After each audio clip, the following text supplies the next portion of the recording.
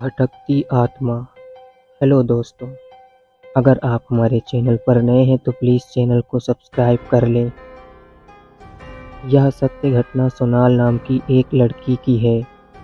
सोनाल एक मध्यम वर्गीय परिवार में जन्मी और पली बढ़ी थी। अपने स्कूल के दिनों में सोनाल काफ़ी होशियार छात्रा रही थी। घर में माता पिता की हर बात मानना और घर परिवार के कामकाज में हाथ बटाना सोनाल का स्वभाव था। जब सोनाल 12वीं कक्षा में थी, तब एक दिन अपनी सहेली के साथ पोरबंदर समंदर के किनारे घूमने गई। समंदर किनारे दोनों सहेलियां पानी में पैर भिगोने और बात करने में मस्त थीं। तभी अचानक समंदर की ओर से तेज हवा का झोंका सोनाल की ओर आया और पलक झपकते ही वह हवा में झोंका उसके शरीर के आर पार हो गया। इस घटना से सोनाल बुरी तरह से डर गई, क्योंकि सोनाल को उस हवा के झोंके के साथ हूबहू अपने जैसी दिखने वाली लड़की भी दिखाई दी, जो सोनाल के शरीर के साथ टकराकर सोनाल के शरीर के आर पार निकल गई थी। उस वाक़ये के बाद सोनाल की ज़िंदगी बदल गई। खाते पीते सोते जागते दिन रात सुबह शाम सोनाल को वही लड़की नज़र आने लगी।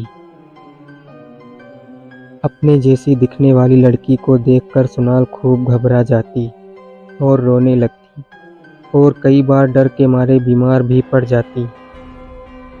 परिवार ने सोनाल की तकलीफ दूर करने के लिए लाख जतन किए, पूजा पाठ, हवन, दान, धर्म और कई अन्य सारे इलाज किए, पर कोई मरहम सोनाल के काम ना आया। हद तो तब हो गई जब सोनाल अपने कॉलेज की पढ़ाई कर रही थी।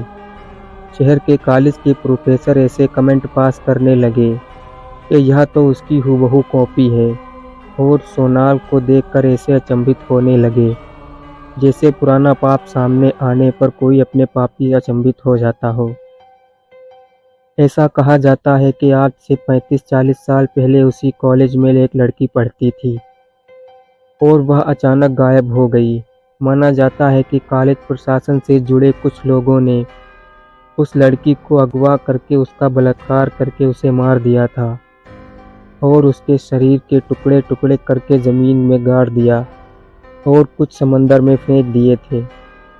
उसी लड़की की आत्मा सोनाल को दिखती रहती है और अपने लिए इंसाफ चाहती है। सोनाल आज भी अपने जीवन में कभी कभी उस लड़की की परछाई देखने का अनुभव करती है, पर अब सोनाल ने अपने डर का सामना करना सीख लिया है और इस बात को समझ लिया है कि अगर हकीकत में कोई ऐसी दुखद घटना उस लड़की के साथ हुई होगी तो समय आने पर उस रात से पर्दा उठेगा और दोषियों को सज़ा भी मिलेगी।